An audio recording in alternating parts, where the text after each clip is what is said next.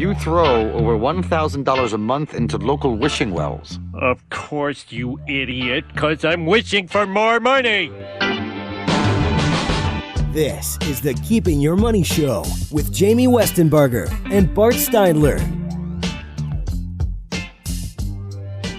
Welcome back to the Keeping Your Money Show. This is Bart Steindler, and I have a special guest in the studio today. It's David Bennett.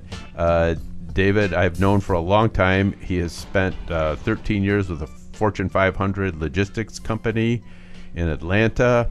He received a lot of credit there for helping increase their profitability. His next stop was away from the marketplace, serving as the COO of a large multi-location church, driving improvements in building process and leading staff. Today, David works with executives and organizations of all sizes, including Outback Steakhouse and Clorox, by provoking potential, building and executing clear plans, and transforming worn-out people into fun, passionate heroes ready to light up the world. David, welcome to the Keeping Your Money Show. Thanks, Bart. It is awesome to be here. So tell us a little bit about your company and how you got started in this. Thank you. This has really kind of been a dream of mine for a long time, and we had an opportunity a little over a year ago to really kick this off, and it was just something that we looked at, and our time was really kind of coming to an end from where we were previously, and we're trying to figure out what do we want to do. And I was thinking, and I was like, why not do what I really feel I was designed to do all along? And I really feel I've gotten a lot of experience and had a lot of fun opportunities in my past. And really, if you were to cut me open, what you'd find is I bleed the desire to help people reach their potential and to help organizations get better and to help people build strategy and to help, build winning cultures. That's the kind of stuff that if I do that every day, I go to sleep a happy man. That's great. That's great. A lot of times you look at somebody who is a leader in a company or an owner of a company, the day-to-day stuff and the number of tasks that they have to do and the number of people they have to do and deal with, it kind of gets stressful, and then that stress kind of pours out into the other aspects of their lives. You work with leaders like that. How are some of the ways that you help people like that? That's a great question. I mean, today we find ourselves, I think, at one of these key hinge points where most leaders, if they were honest with themselves and the people around them, and the people that are close to them know this already, are tired, stressed, frustrated, worn out, living lives that are completely out of order.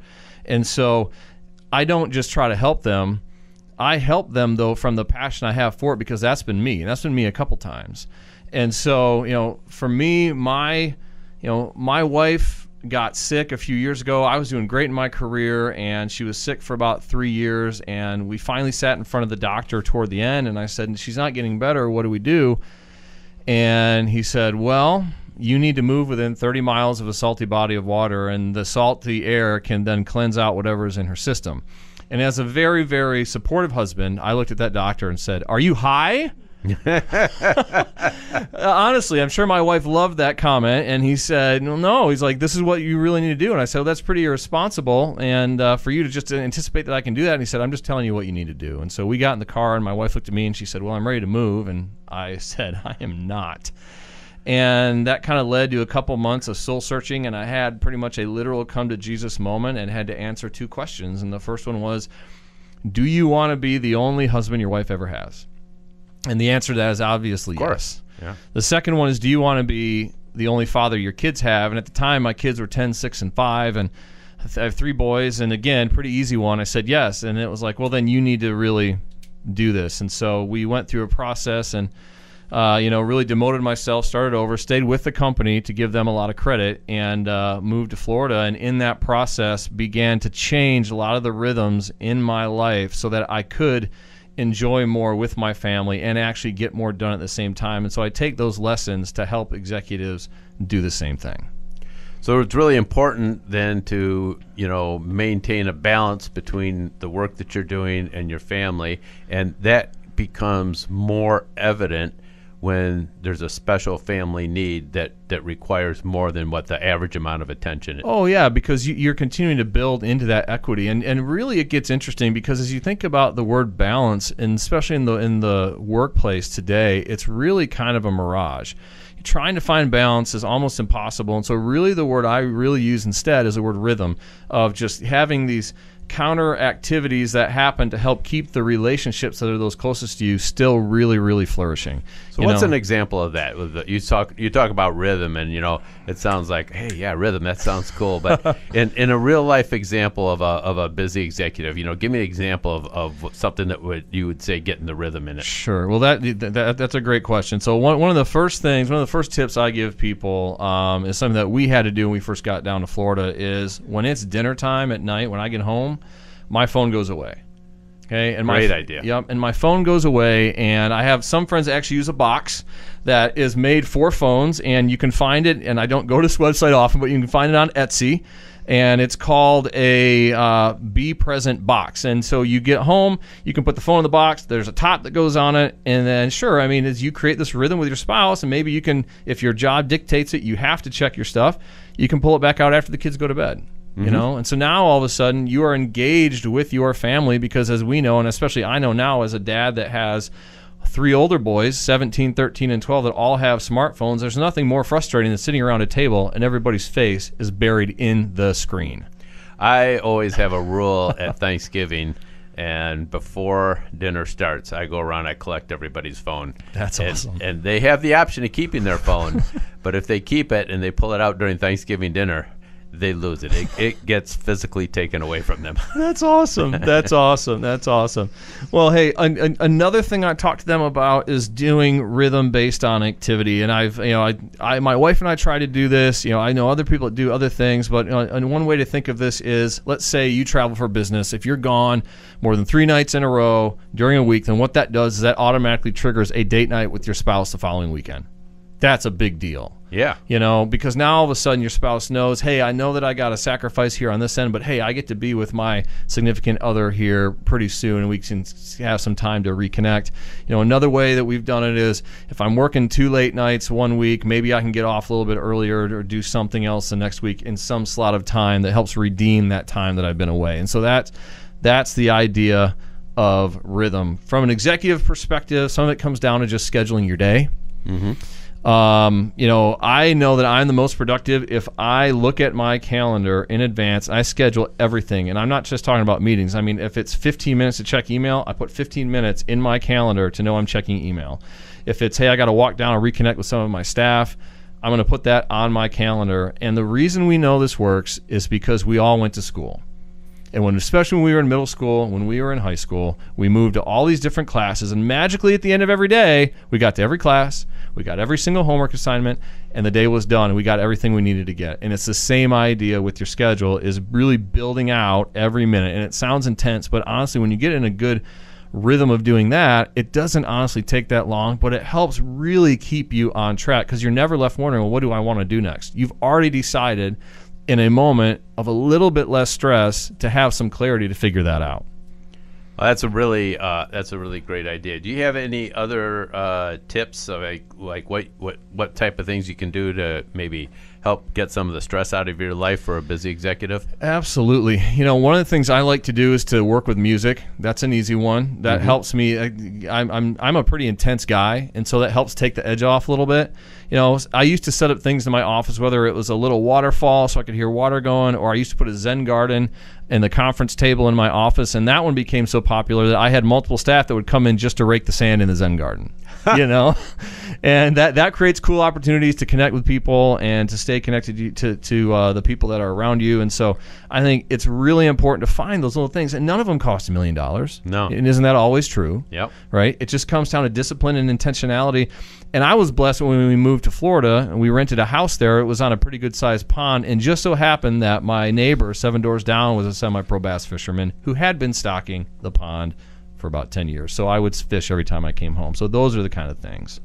Well, that's some great insight, David, and I thank you for sharing that with us. Perhaps you're a busy executive. Perhaps you know a busy executive. Perhaps somebody that could use some of the insight that David Bennett provides.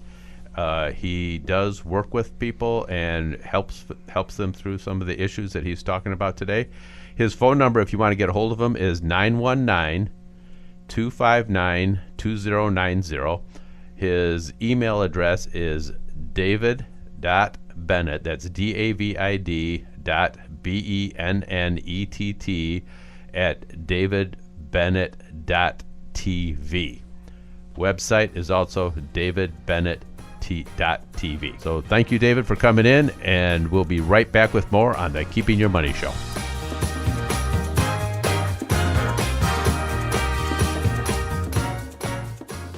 The ups and downs of a roller coaster are fun for some people, but maybe too nerve-wracking for others.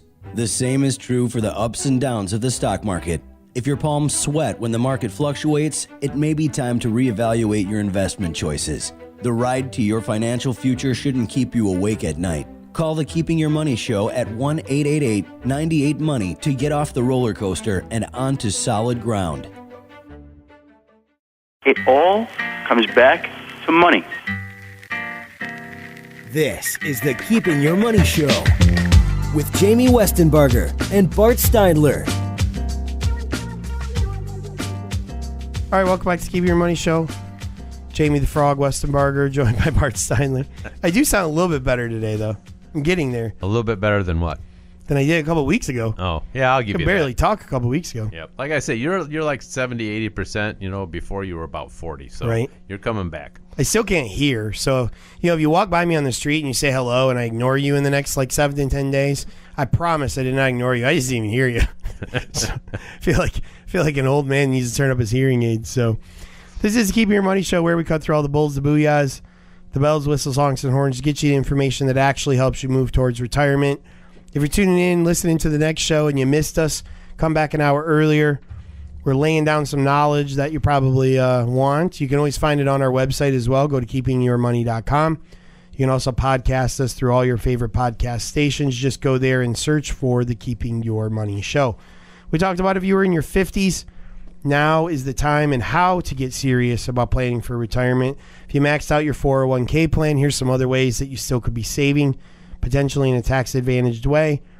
Be careful about how much of any one stock or sector you own. We discussed some of the concerns that you should have about being overly concentrated. And David Bennett was in from the David Bennett Company talking about how to get peak performance out of your life, not just your investments, which I think is an important thing as well. Yeah, thank you, David, for coming in. Absolutely. If you ever want to reach out to us, you can do so by phone. 888-98-MONEY is the number. 888-986-6639. You can also email us info@keepingyourmoney.com. One more reminder, golf outing, July 26th. All proceeds to Kids Food Basket. More information available on our website. Whether you're a golfer, a foursome, or you'd like to be a sponsor, we'd love to have you. Looking to break that $100,000 mark this year for money contributed to the awesome organization, which is Kids Food Basket. And we would love to have you out July 26th. Like I said, more information on our website, keepingyourmoney.com. All right, well, I'll tell you like I tell you every week, you never go on a trip. You never go somewhere outside of your area without planning for it. Nobody goes on a drive without having money for gas. We never show up at the airport just hoping we can get on a plane. There's never been a single person that showed up at the dock of a cruise ship to just hop on. We have to plan for all of these things. And it's just as important to plan how you're going to get income in retirement.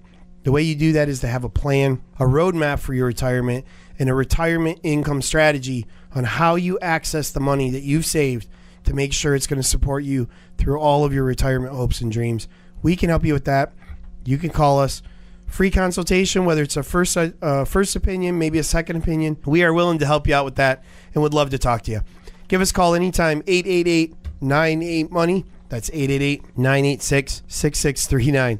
For everybody here at the Keeping Your Money Show, Nate Boonstra, Dan Van Single, Shannon Simon, Troy Fox out on the Lake Shore, Shane Thorson, Grant Hall, our wonderful producer, Laura Riddenauer, my compatriot, Bart Steindler. I'm Jamie Westenbarger. Have a fantastic weekend, and thanks for listening to the Keeping Your Money Show.